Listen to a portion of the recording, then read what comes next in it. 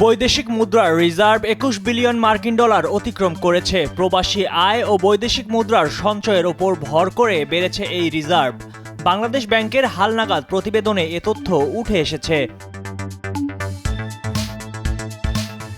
রেমিটেন্সের সুবাতাসের ধারা বজায় থাকায় এবং ঋণের অর্থছাড় হওয়ায় এক সপ্তাহের মাথায় ১ বিলিয়ন ডলারের বেশি রিজার্ভ বাড়ার তথ্য দিয়েছেন বাংলাদেশ ব্যাংকের মুখপাত্র ও নির্বাহী পরিচালক হোসনে আরা শিখা।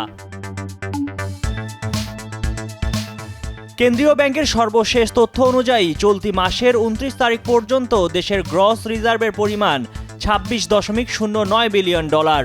আর আন্তর্জাতিক মুদ্রা তহবিল IMF এর হিসাব পদ্ধতি BPM-6 অনুযায়ী রিজার্ভ এখন ২,১৩৩ কোটি ডলার বা ২১ বিলিয়ন ডলার। এই হিসেবেও আগের চেয়ে বেড়েছে রিজার্ভ।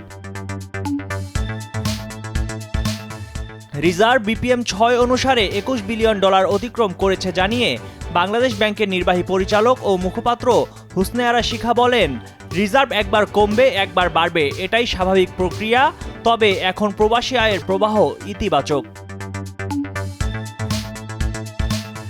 চলতি মাসের প্রথম ২৮ দিনে দেশে বৈধ পথে ১৪২ কোটি মার্কিন ডলার সমপরিমাণ রেমিটেন্স এসেছে। প্রতি ডলার ১২০ টাকা ধরে দেশীয় মুদ্রায় যার পরিমাণ ২৯,০৪০ কোটি টাকা। দৈনিক গড়ে রেমিটেন্স এসেছে ৮ কোটি ৬৪ লাখ ডলার। অন্তর্বর্তী সরকার দায়িত্ব নেওয়ার পর বাজারের চাহিদার সঙ্গে সামঞ্জস্য রাখায় বৈদেশিক মুদ্রার বিনিময় হার স্থিতিশীল ছিল।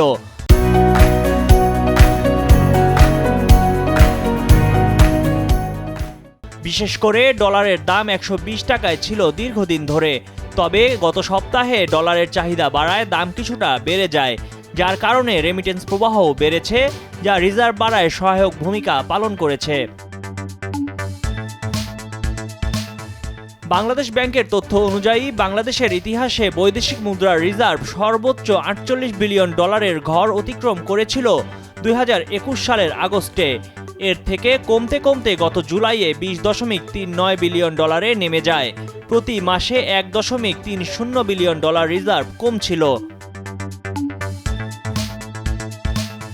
গত ৫ আগস্ট সরকার পতনের পর থেকে রিজার্ভ না কমে বরং বাড়ছে। মূলত ঋণ জালিয়াতি ও অর্থ পাচার ঠেকাতে কেন্দ্রীয় ব্যাংকের কঠোর অবস্থান, ব্যাংক খাতে সুশাসন ফেরানোর চেষ্টা, রিজার্ভ থেকে ঢালাওভাবে ডলার বিক্রি বন্ধ সহ বিভিন্ন কারণে হুন্ডি চাহিদা কমে ব্যাংকিং চ্যানেলে এভাবে রেমিটেন্স বেড়েছে। আবার জুলাই থেকে নভেম্বর সময়ে রপ্তানি আয় এসেছে ১,৯৯০ কোটি ডলার। আগের বছরের এই সময়ে যা ছিল ১,৭৮১ কোটি ডলার। এর মানে ৫ মাসে রপ্তানি বেড়েছে ১১.৭৬%।